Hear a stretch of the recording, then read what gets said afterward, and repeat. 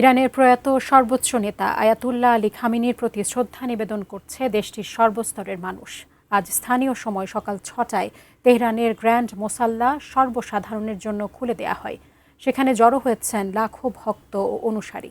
ইরানের সর্বস্তরের মানুষ আজ ও আগামীকাল আয়াতুল্লাহ আলী খামেনি ও তার পরিবারের প্রয়াত কয়েকজন সদস্যের প্রতি শেষ শ্রদ্ধা জানাবেন।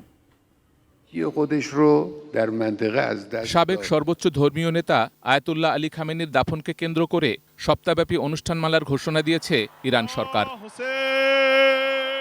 ইরান ও ইরাকের অন্তত ৫টি শহরে বিভিন্ন কর্মসূচির আয়োজন করা হয়েছে। শুক্রবার থেকেই শুরু হয়েছে আনুষ্ঠানিকতা।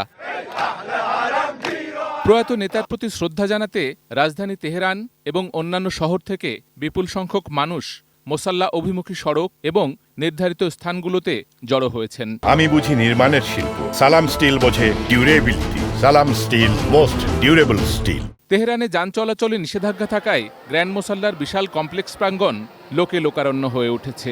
শোকাহত ভক্তরা অনুষ্ঠানস্থলে পৌঁছতে কিলোমিটারের পর কিলোমিটার পথ হেঁটে পাড়ি দিচ্ছেন। শুক্রবার সন্ধ্যা থেকেই বহু মানুষ ইমাম খোমেনি গ্র্যান্ড মোসাল্লার বাইরে অপেক্ষা করছিলেন। শনিবার সকালে সেটি জনসমুদ্রের রূপ নেয়। শুক্রবার ইরান ও বিশ্বের বিভিন্ন দেশ থেকে আগত নেতারা খামেনির মরদেহে শ্রদ্ধা নিবেদন করেন। দীর্ঘ ৩.৫ দশক ধরে ইরানের শাসন ক্ষমতায় ছিলেন আয়াতুল্লাহ আলী খামেনি।